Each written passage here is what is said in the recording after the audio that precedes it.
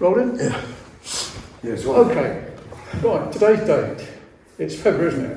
Yeah, February 3rd. 3rd. And it's what day? It's Tuesday, February the 3rd, 2026. And it's about 3 o'clock, isn't it? It is, yeah, just Right. at 3 o'clock. I'm Dave Clark from Fareham. This gentleman here is Anthony. We're going to interview him. My name's not Anthony, it's Mark Anthony. So, you're a Caesar. We're going to interview Mark, who's a Christian. He never always a Christian, but he became a Christian. And Mark's going to tell us about his life a little bit. I'm going to be asking questions, and we'll take it from there and see how it goes. Okay, Mark. So you told me you're Mark Anthony. Is that your full name? No, I was actually born Mark Anthony Shepherd. Oh, so Shepherd is a good title, isn't it? It is a title, which is quite ironic, but then I didn't realise how my journey was going to pan out and where I'll be today. Oh, that's good. Okay. Right, so can you tell me how old you are? I'm 62. So you're a young man I am a young man, yes. compared to me. Right, okay. Now, you're from, where were you born? I was born in Fareham, which is just up the road, but I grew up in Gospel Hants. You know, Portsmouth Farm. That's very, very interesting. Do you know why? When I used to live in Fareham, I taught electronics at the college. Okay. And many students came from Gospel. That's So you probably know one or two of them. Possibly. Right, so your background, your parents, tell me about your mum and dad. My dad was in the stores. It was my mum, myself, the oldest one, and two sisters. And yeah, we grew up in Gospel. Okay. Were you brought up to go to church or about religion or things No, like that? no, not at all. In fact, there was a lot of disharmony and dysfunction in the home. Right. And church was one of the things that was never talked about. Okay. So, when you grew up in your teenage period, what kind of a lad was you? Well, let's go back a little bit first. I mean, as a young lad, I was quite timid, insecure, and I felt alienated, you know, because of what was going on at home. Okay. Yeah, really. So, when you began to find your feet, as it were, you grew up a bit. Tell me a bit about your life when you grew up. Well, basically, my mum left. She left my father Right. when I was about 7 years old, and home life not particularly good. You know, my father was an overbearing man, an abusive man, and I used to play out on the fields because we sort of lived in these masonettes, an old grey, miserable-looking tenement building of like 2 floors. That's Gospel, is it? Yeah, Right. yeah, and I used to go across the fields and play, and there was a Sunday school there. And I used to often climb on the roof and give the people in the church abuse when they told me to get down. Yeah. Really? Yeah. Did they ever start to talk to you when you got down? Well, the crazy thing was they had invited me in loads of times, and I wasn't interested. Right. You know, I was like, yeah, God's God and all this, right? Yeah. And then I suddenly found out that they do cakes and sweets on Sunday. That's good, isn't it? Yeah, and that they do day trips. So yeah, that was quite enticing. So how old were you then? Oh, I was about, I would say I was about 8 years old. Okay, Yeah. so your interest was stirred to go on trips and get involved, yeah? Yeah, well, they used to tell these stories, and I wasn't at the time. I wasn't aware that it come from the Bible. But, Right. but these stories of like honourable guys. You know, this guy that was a big, strong guy in his village, and he was protecting those in the village, and the enemies outside would come in, and he'd deal with them. But he had a weakness, and a weakness for a certain woman caused him his downfall. Delilah. Yeah, Samson and Delilah. And then there was another one who was a shepherd boy, which I related to, with my name being Shepherd. Yeah. David. Yeah, David. And what I loved about these stories is like they had this common thread in there. We had this sort of honour and this. They had the ability to overcome. Yeah. So were you aware they were from the Bible, or just No, I wasn't. They were just good stories to you? And to be honest with you, at that stage, I wasn't even aware. I mean, I heard these guys in church talk about God, but it wasn't a reality to me. No. And at this stage, I hadn't opened the Bible, and I certainly didn't know about this guy called Jesus. Right. Okay. So getting on a bit, how did your life develop then? What did you do? Well, basically, home life was quite brutal. Right. And my father met someone else, a young woman, and it was just painful to stay home. So I used to go up to the park, which is a bit further up the road. Yeah. And there was a group of people there, and they were like punks, you know? Oh yeah. The outcasts, so to speak. Yeah. But they welcomed me. Okay. And I sat down and I got involved with doing some of the things they were doing. And one of the things they were doing was solvent abuse. And at the time, I didn't think about what harm it could do me. It was just the fact would you? No, and it was just the fact that I was embraced by them. I was welcomed by them. So I guess I felt glad that they would just accept me. Yeah. But what happened then was there was a progression. I started getting in trouble, getting arrested, going to court, and there was a progression. You know, from in my. Well, why did you go to court? What happened? Well, because I used to steal stuff. Oh right. Things were tight at home. Didn't get no pocket money. I used to steal sweets and that. And then when I started hanging around with them, getting the solvent abuse, they would entice me to go and get some. Yeah. So I did. I done exactly what they said and went and got some. So would this be your teenage? Yeah, that was about 14 at this age. Yeah. And what happened was I went to detention centre. Which one? I went to Elstoke because my father, he was an escort driver at the notorious one, local in Gosport, Asda. So security reasons they wouldn't have me there. But nevertheless, our DC's all the same anyway. It's supposed to be a short, sharp shot. Yeah. But unfortunately, I had all this anger in me, because of what had gone on in childhood, my dad had bullied me a lot, and I got to the stage where I didn't want to run no more, and I wasn't going to back down. So I started, to stand up for myself. Yeah. And in a hostile in the prison. Yeah. And so in a hostile place like that, I soon got a bit of a name, a bit of a reputation. Yeah. And I cling to that, And that gave you credibility, didn't it? Yeah. So in that's Elstoke, the detention centre. Did you think about God then, or did you think about these stories? Well, it wasn't so much I thought about God, but I spent most of my time down the block, that solitary confinement. Okay, for getting into trouble. Yeah, because I basically wouldn't have anyone tell me what to do, and whether it's inmates or even screws, right? And so I was down the block in DC. I actually done all my time down the block, and the governor had to throw me a red tie because that was symbolic To get you out. To get me out. And then he didn't want you there. No. And then this was sort of a progression. After DC, I'd done 2. Borstals had stopped, but it was youth custody, and the only difference was the screws weren't wearing suits no more; they had uniforms. Yeah.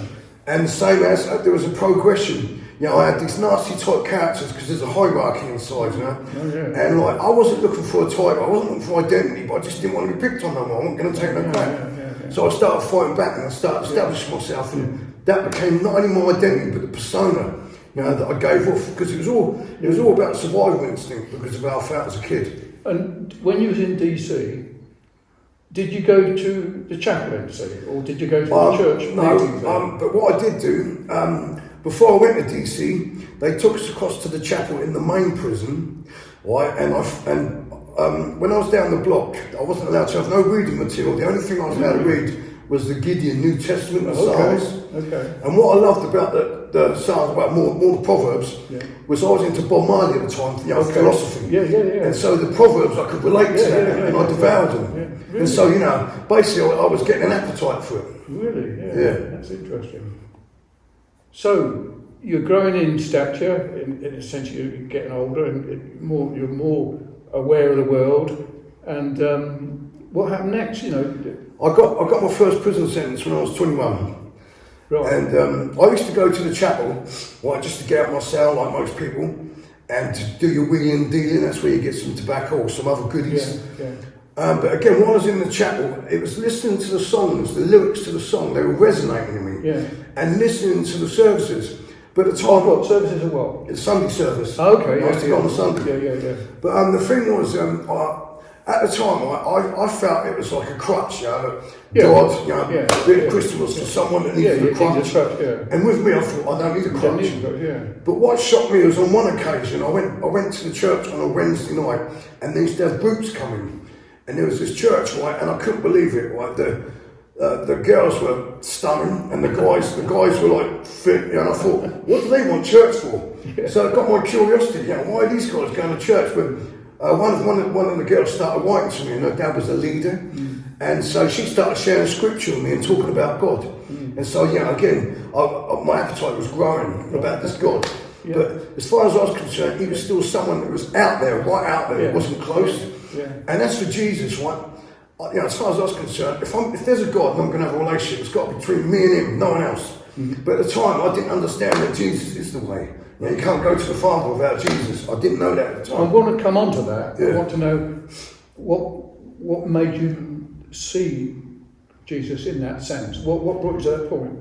Because something this Bible teacher said to me, her name was Rita. I walked in the chapel one day, and as I said, I had quite aggressive, intimidating persona. And she said to me that I was the blackest she'd ever seen. And she didn't mean in colour. No. She meant, and there was like a progression, because I used to go to the Bible study on a Sunday afternoon. Yeah. And I loved this old woman. It reminded me of those people in the Sunday school. So I was starting to get what it was that I felt that I was looking for. Right? And so, I went and I lapped it up. And so we'd sit there on Bible study, and she'd talk about God, about Jesus, about his role, and how we can only change. Right? Okay. Yeah. Okay, that's good. Now, what I want to do later with this text, convert this to text so we can send it on to Liam. Now, I don't know enough about Liam to know whether what you're saying will relate to him, but he's certainly been inside. He's got a long time inside, and he's got guys in the prison there. But what you're talking about is what any person that's sent to Borstal or prison would relate to some of this, And what I'm hoping is that you can relate to such as these are, how you how you became to be aware that Jesus Christ was the way. This is what it come to. For me, the final straw was on my last prison sentence. So I spent 30 years in and out of prison. It was a way of life for me. I didn't feel threatened by it. It didn't put me off. Yeah. But on my last prison sentence, right, there've been a number of times I've gone away, and all those people you think are going to be your friends, they're nowhere to be seen. Yeah. I wasn't getting family. I've been estranged from family, and I didn't like the person I'd become, and I certainly didn't like where I was heading, right, because I was actually looking at a large sentence, and I'd been fortunate a couple of times where I was looking at big prison sentences, but got guilty. And anyway, I was in my cell one day, and I thought, you know what? And I got down on my knees and I said a prayer, and it was something like this: listen, God, I don't know if you exist or even if you really care, but if you do care, I could do with your help down here. Right. And all of a sudden, I found something in me that was willing to surrender, right, and humble myself, and so I started to embrace the services. All the other times I've been in prison, as I said, I was always down the block. I was a beta rep, helping other inmates with benefits employment training. I was a listener with the Samaritans, listening to guys struggling, because what I realised, brokenness. I realised my brokenness, right, and I needed something. I needed someone, right, and that's why I said that prayer. And from that moment I said that prayer, something started to change in me. Right. There was a transition taking place. So and you could recognise that looking back. Yeah, definitely. Yeah. Okay. Now, you just said a moment ago, how many years have you been in prison? I've done 30 years, and I was only ever out for a couple of weeks. In and out? Yeah, and prison. So, now, what kind of crimes were you sent to prison for? Burglaries, intent to supply, Class A. So drugs? Yeah, drugs, yeah. I have got violence on my record, or I did have. They're spent now. Have you killed anyone? No, I have, not intentionally. I had a car accident where a friend died, and I was told that I was responsible. Well, actually, Leon might be interested in that, because he's got, I think, a long time sentence for that, for driving a car. But we'll find out anyway. Yeah, well, to be honest with you, that crushed me. That was that time was quite a traumatic time for me, and what it done is it triggered other traumas. Yeah, sure, yeah. And that's what got me into the hard stuff. Yeah. Right, now look, we've gone as far as we need to go at the moment, I feel, because I've got to translate this into words and get it onto Liam. Yeah. And we'll put it together. We'll take it further. Yeah, later if you on. need to come back to me in time. Yeah. No, if I can help anyway. Tailor make it for the better. Because my desire is that Liam, being in 40 years in Nick there, he might find in a year or two time or whatever that he might be able to use a testimony like this with other inmates.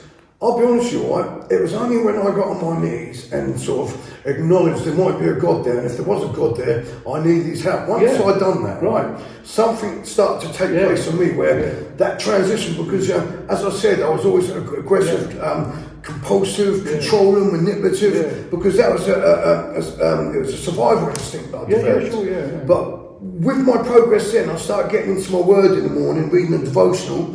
I took on board what those devotionals were saying and meditated on that word. And if I hadn't had that as a guide, then I would still be going in and out, probably finishing off a long one. Now, have you written about these things in your book? I have. I remember a reason I wrote my story is because I was hoping to encourage others. Because I read so many testimonies in the chapter about these guys that found God and their lives were instantly transformed. And I thought, what tosh? Right. You know, because it's not like that. I mean, God does perform instantaneous miracles, but mostly it's progressive. Yes, of course, You know, because he works on other stuff within us to be able to get to that place. So I wrote a book called Wayward Son, Loose and Free, because I wanted people to know that even someone like me, like Paul says it himself, there's a trustworthy saying that deserves full acceptance. Jesus Christ came to save sinners, whom I am the worst. And for that very reason, he has shown me, the worst sinner, his unlimited grace and mercy. What there may be displayed to others. So, is that book available? It is, but it's on Amazon. Right. Yeah, amazon.co.uk or .com if you're in America. Okay. How much is it? I think it's $7.99 a paperback, or you can get a Kindle version cheaper. Or I could probably order some cheaper price, because obviously I'm the author. Yeah. I'm just thinking of methods, means of propagation. Okay, right. Let's save the memory on my phone, and we'll take it if it is. Is it gone? Yes.